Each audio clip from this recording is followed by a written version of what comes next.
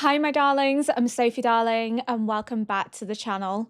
Today, we're reacting to episode 5 of Demon Slayer. Last episode, we saw Tanjiro not only take down 2 demons at the same time, but also took on a morph demon that was sealed here by his master, and as part of his revenge, has been seeking out all of his disciples in the final selection and killing them all. He's able to recognize them because of the fox mask, and the reason why Tanjiro was able to beat this morph demon is because every student has been trained with a boulder, but Tanjiro is the one that has sliced through the biggest boulder, because it seems as if his master, with the loss of every single student, has decided that he's going to make the boulder more and more and more difficult, because obviously every student that dies means that the morph demon's getting stronger and stronger and stronger, and it also means that no one's successfully taken him down. So he likely suspects that this thing is still existing, still targeting his students,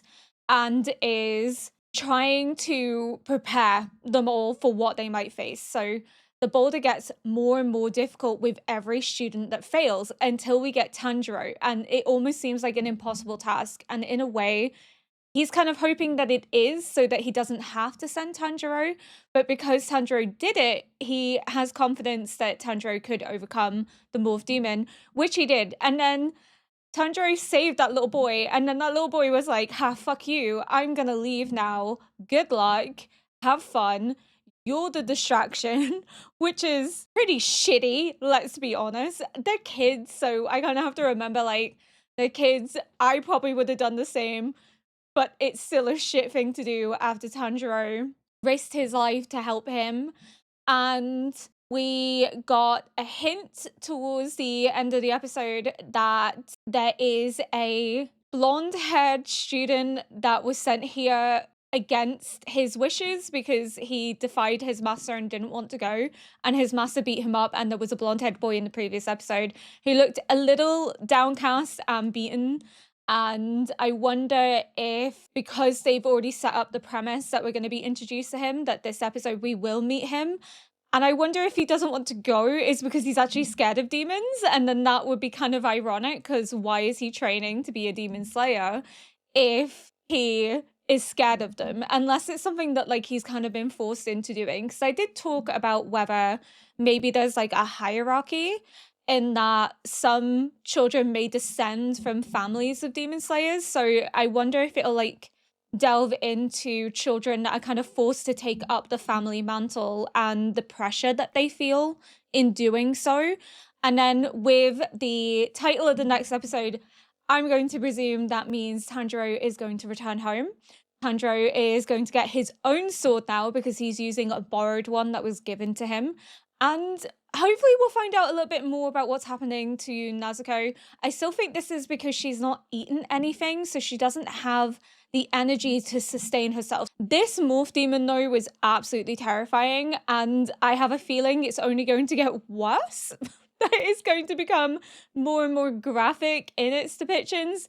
This is likely quite tame, I imagine, for what we're actually going to see throughout this show, but all the hands were so like creepy and disorientating. I mean, I'd rather hands than feet. If we get a foot demon, I'm not watching this show anymore. I'm out. I'm done.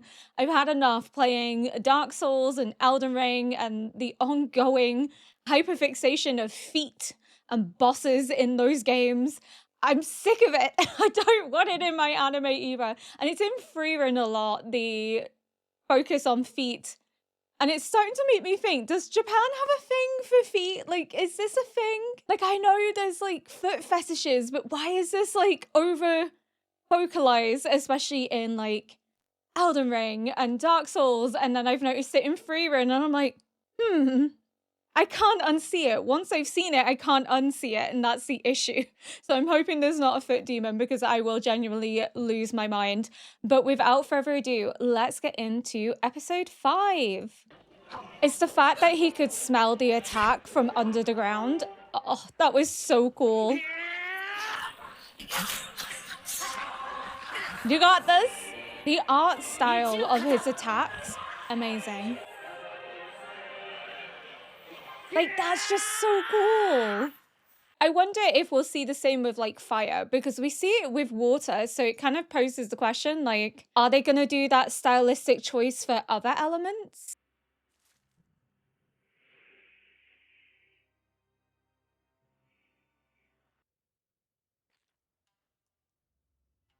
This is the morph demon, right?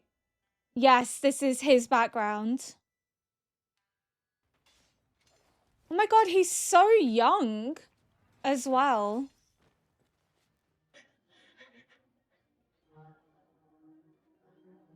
He's terrified of him. He's like, oh god. Oh, you kind of almost feel sorry for him.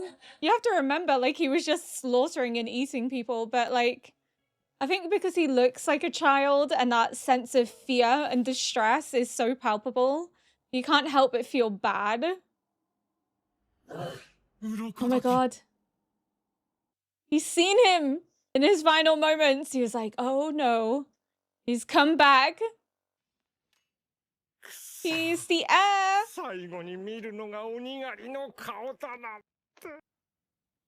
Oh.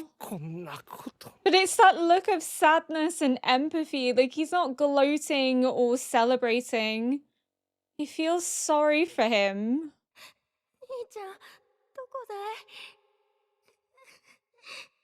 俺の手を握ってくれよ。いつものように。どうして俺、兄ちゃんを噛み殺しちゃったんだ。Oh. 兄ちゃんって誰だっけ?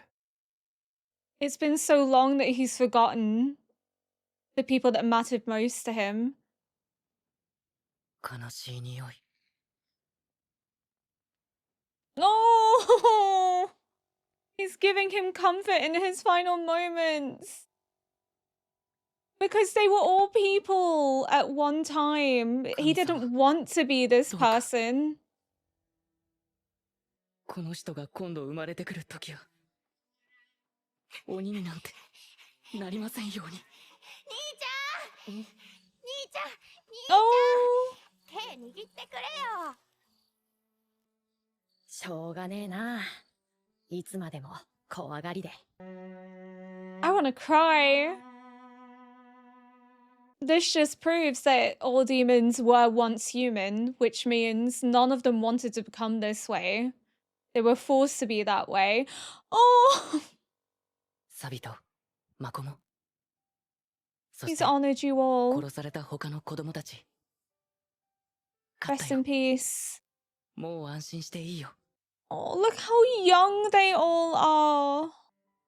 きっと約束通り帰るんだろう。 Oh. 魂だけになろうと。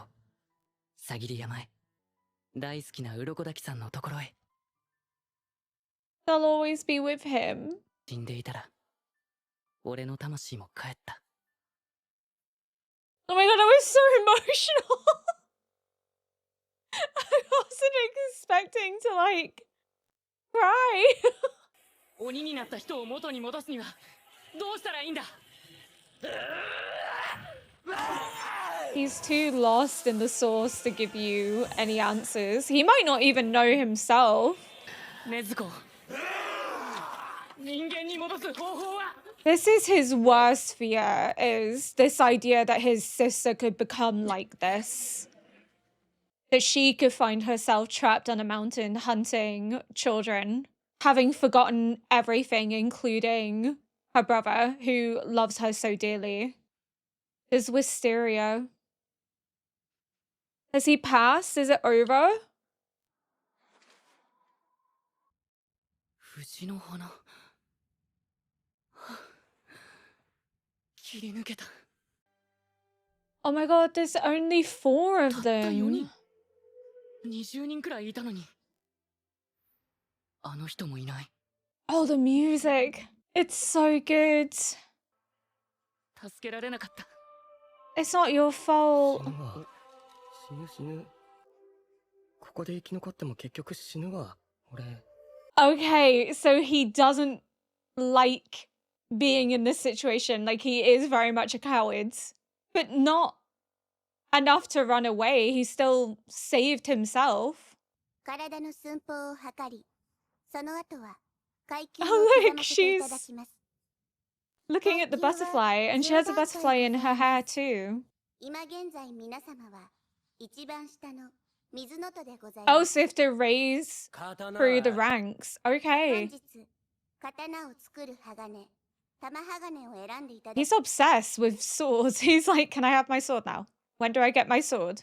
So does they all have different abilities that they can use? 今から皆様に春日井ガラス Oh! をつけさせていただきます。 They get their own bird. 春日井ガラスは主に連絡 She's 用の very カ in ラスで tune ござい with ます。 nature, isn't she? Like, カラス you asshole, don't do that. What's wrong with him? He's very... 刀だよ刀。今すぐ刀よこせ。 You will get your sword. Chill. Like, let go of her. この子から手を離せ。離さないならおる。 Go, Tanjiro. なんだてめえ。どうしよ He's very angry. What's happened in his background to make him this way?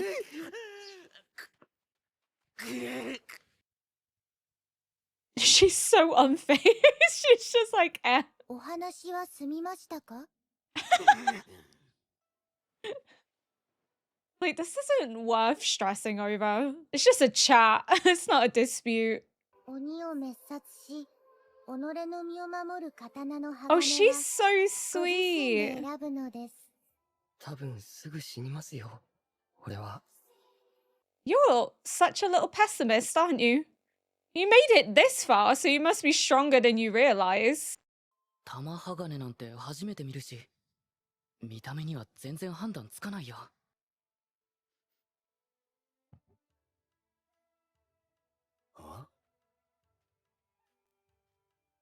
He senses something. Oh! そうか。 The little 5人も生き scarf. 残ったのかい。優秀だ Five? ね。また私の子供たちが増えた。どんな剣士になるのかな。 Five? There were four.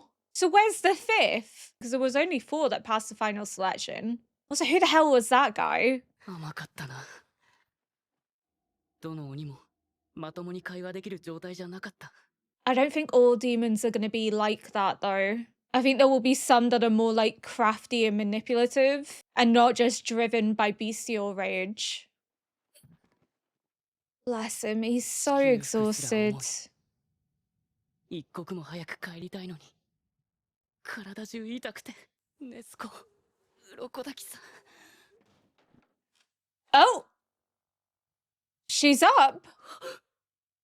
As if nothing happened. ネスコ、お前、起きたのか。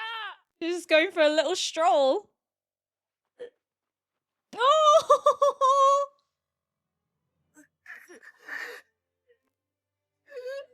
Oh, he's just so happy that she's okay. なんで急に寝るんだ He よ。 was so worried that she wouldn't wake up. 起きないでさ、死ぬかと思っただろうが。 God, this music. And then he's like, oh my God, he came back. Oh! よく生きて戻った。 I can't. This is so emotional. Oh, but can you imagine? You lost so many of your students and one finally returns. That must mean so much to him. 本当によく帰ってきた。はい。 It's the fact that he cried too. He was so happy. 血気術という特殊な術を使う鬼は異能の鬼だ。その者たちとの戦いはこれまで以上に困難を極める。 Okay, so what other types of demons are there? Because you've only just told us about that one. あれは血気術の類ではないだろう。禰豆子は人の血肉を食らう代わりに眠ることで体力を回復しているのかもしれない。 Because she doesn't want to. So she has to sleep longer because she's not gaining the strength from consuming humans.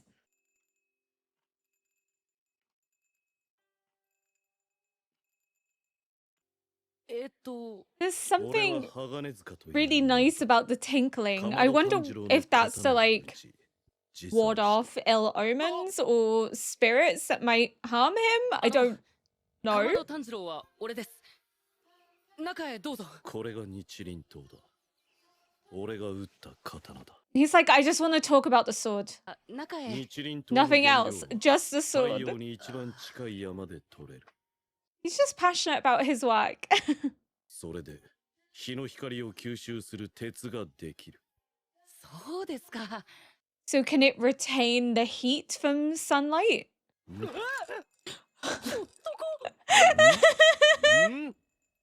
ああ、お前、伯爵の子じゃねえか。 Child of これは縁起がいい brightness. な。 Okay. 俺は炭十郎とキエの息子です。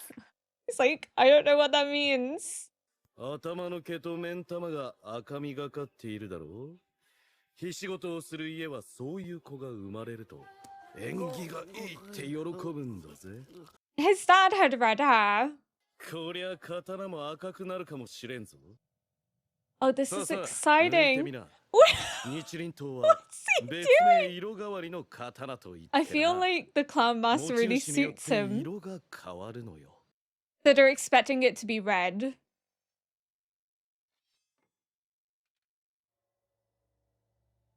おお。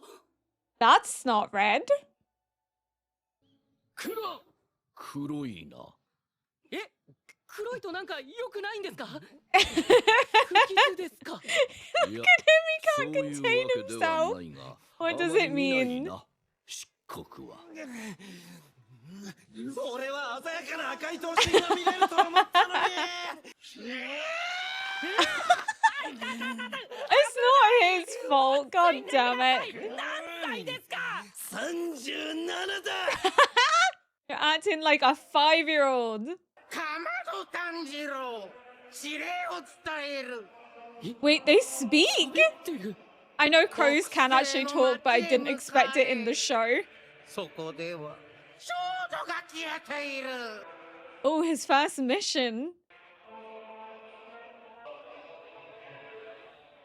That's a demon. Or maybe not. That's まあ weird. いいよまあいいよ少女が I 消 was え like, oh, て maybe い it's the る boy. そこに潜む鬼を見つけたし How is the demon not being seen? Is it lurking in the 心 shadows? してかかれ鬼狩りとしての最初の仕事である Maybe it pulls them underground. 仕事。 Let's go! We're gonna rise through the ranks, my boy. But what does the black sword mean? Like, what does that mean? 春日井ガラス、皆さんにご挨拶だ。お前に指図される言われはないもう。 She's like, I will throw hands. ここで大正こそこそ噂話。それより次の任務だ早くしろ No, give us the secret. わかったよ。 Are we not gonna get one? 次回 Rude. 第6話、鬼を連れた剣士。お前ら来週も見ないと続きますぞおい。 We don't get one? Because he doesn't have time. He has a mission to go to because girls are disappearing. What does the black of the sword mean? That's what I'm really curious about. Also, that guy saying, oh, more children are succeeding, and he has a crow too. So is he running the organization? Because they said that they don't know who's in charge anymore.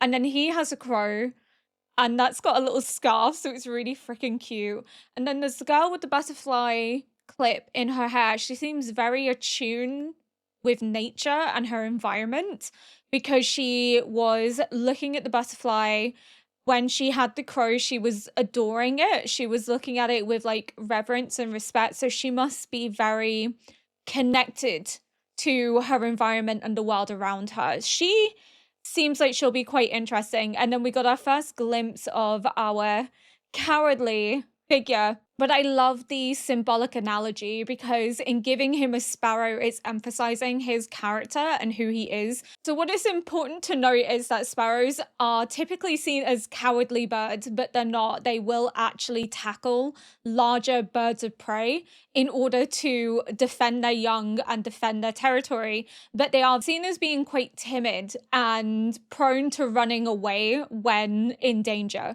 But obviously the joke is that he doesn't get a crow because the crows don't respect him, and he gets a sparrow because that's more in tune with his flighty nature and his cowardice. But just because there is an element of cowardice doesn't mean that he's not a capable warrior, because we have seen in shows like Frieren, weakness and cowardice is not something to be frowned upon. It's not something to be snubbed. You can't be a strong warrior without accepting your fear and embracing that fear, because that's what makes you strong. It also makes you smart and wise because you know when to pick your battles. So I think as much as he's quite pessimistic, like, I'm going to die, I don't want to do this, why am I doing this? He's kind of been coerced into it by his master. It's very evident he didn't want to do it. We know from the end credits of the last episode that he was forced to go here and beaten by his master because he didn't want to go. And even now he's kind of like shocked that he survived. But the fact that he survived means that he has more power than he realizes. He's just quite timid and scared of what he's going to face. And you know what? That's quite realistic because they're demons. I would be terrified too. But I love that we also saw more of Tanjiro's empathy and understanding and kindness and a bit more context into the demons, because I had posited the question if all demons were once human, and we now know with the morph demon that was the case. He was a human who was turned into a demon and lashed out at his family. He wasn't able to control that urge and resist the temptation of eating and consuming human flesh. And what's emphasized is that as time goes on and he's in this demonic state, he's beginning to forget his family, but in his final moments, he's seeing the light. He's seeking comfort from that memory of his brother guiding him with the lantern through the dark. It's a very beautiful poetic metaphor of him finding peace in the afterlife, that there is the opportunity to be reborn as something else, to start again, to have a fresh start, because he starts to have these images of wanting to hold his brother's hand and then also berating and condemning himself for having eaten his brother and not knowing why he did it. And that confusion and fear is all the more palpable, especially when you see him running from I'm gonna butcher his name. How do I say it? Urokodaki. Urokodaki. I'm probably gonna butcher that. I am literally looking at how to pronounce it, and it's like Urokodaki. Urokodaki. I'm still struggling with Japanese names. I do apologize. I'm trying. We saw when he was running from Urokodaki, he was petrified. Like, it was very palpable. It was almost like he was a child again, because he's come up against something that means to harm him. And the fact that he wasn't killed, he was actually trapped on the mountain, also posits the question, did Urokodaki also feel empathy for him enough that he wanted to maybe try and find a way to help him? And maybe all these demons that were on the mountain, trapped on this mountain, were people that demon slayers felt sorry for and were looking for a way to cure eventually, but unfortunately never found this cure. And then as time has gone on, they've just festered in this anger and resentment.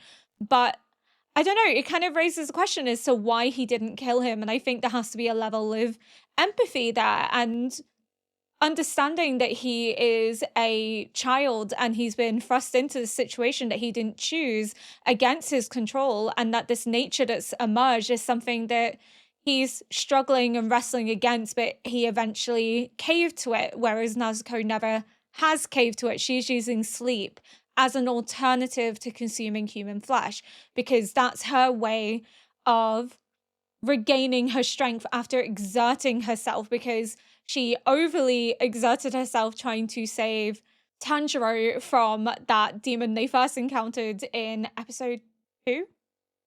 Yes, episode 2.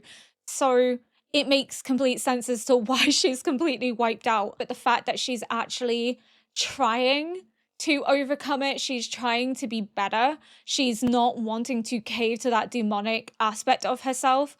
And I just kind of love the little subtle glimpses of world building, because again, we see Tanjiro taking his hand. He's not gloating over him. He's not finding pleasure in killing him. He's sad because he understands that this is someone that has been forced into this situation, that has never really had a choice, that this isn't something that he wanted, but something that was enforced upon him. And he's fallen into this cycle of nature versus nurture, essentially. He's fighting against this demonic nature when the other side of him doesn't want to, but eventually he caves to it. And Tanjiro feels for him because he understands that this so easily could have been Nezuko.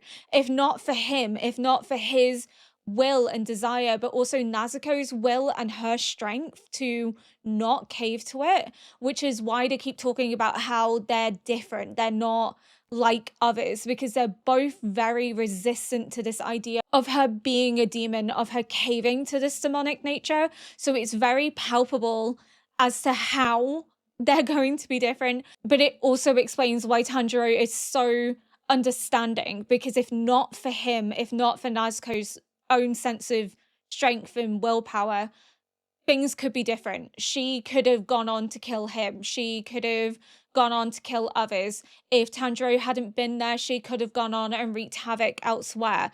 So he was very fortunate to find her before she had fully awoken. And even then, she was still having to struggle against herself. And it was in recognizing Tanjiro that it brought her back.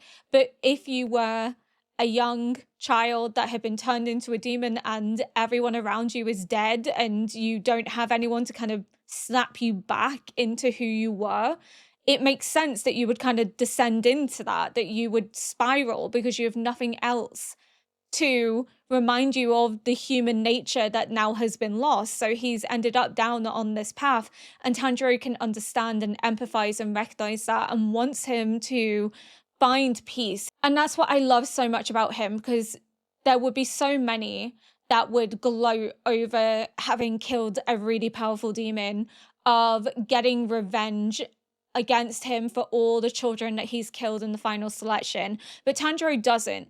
In his mind, not only does he want the children of Urokodaki to be able to rest in peace now that he has accomplished what they were guiding him towards, he also wants the morph demon to rest in peace. And the morph demon, it is implied, does find peace because he seeks out the light, which is this memory of his brother holding the lantern, and he asks to hold his hand, and his brother teases him. He finds peace in his final moments as Tanjiro holds his hand. And it's the fact that he even says, the fact that I have to die looking at a demon slayer's face, likely because he thinks that they are going to gloat over him. They're going to mock him and berate him in his final moments.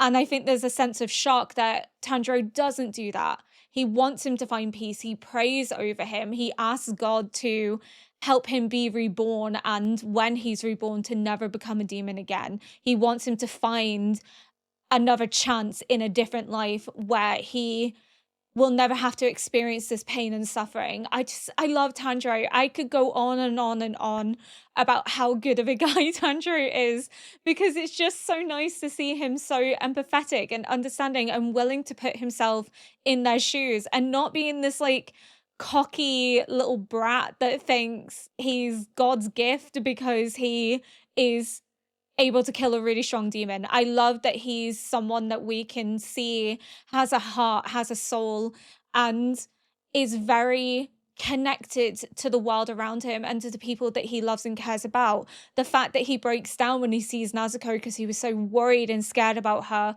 The fact that Urokodaki was crying alongside him because he was just so relieved that someone finally came back, that after all these years of sending children to this final selection, he actually has a child return to him, and it means so much to him. And again, it's just this idea of crying not being something that is weakness. It's not something to be frowned upon. But we've also learned about the blood demon art, which grants them special abilities. So I wonder if that's what's happening with the young girls in this village. I thought maybe the boy was being deceptive and he was actually the demon because he was with the girl and then she disappeared. But it could then be tied to this idea of the blood demon art that we'll maybe see how it's performed.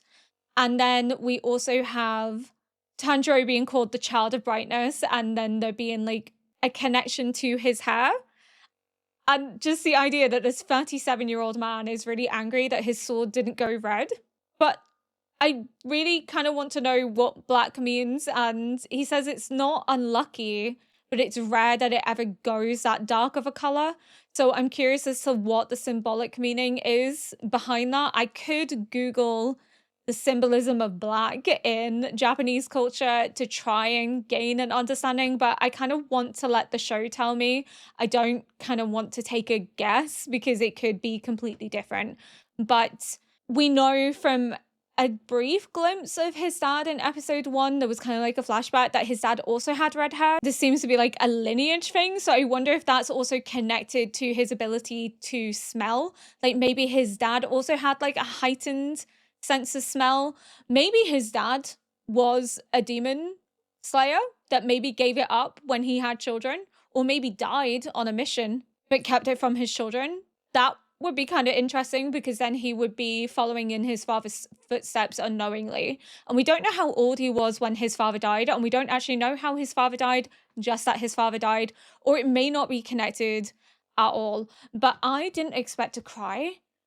Like, it just completely blindsided me, just seeing the morph demon as a young child, this sense of fear and palpable confusion over what he's done, and this want to be with his brother and holding his hand, and then this realization that after all these years he's actually forgotten his brother, he's forgotten those memories, but in the end he finally gets to reconnect to it. He gets to see the light, he gets to have a chance of finding peace and hopefully being reborn into a new life, a new destiny that doesn't involve him becoming a demon, that he finds peace. But not only does he find peace, the children get to return to their master because they'll always be with him, and they'll get to finally rest because their souls aren't tormented by the fact that the demon that killed them is still out there and is still a danger to anyone else trained by Urokodaki. They don't want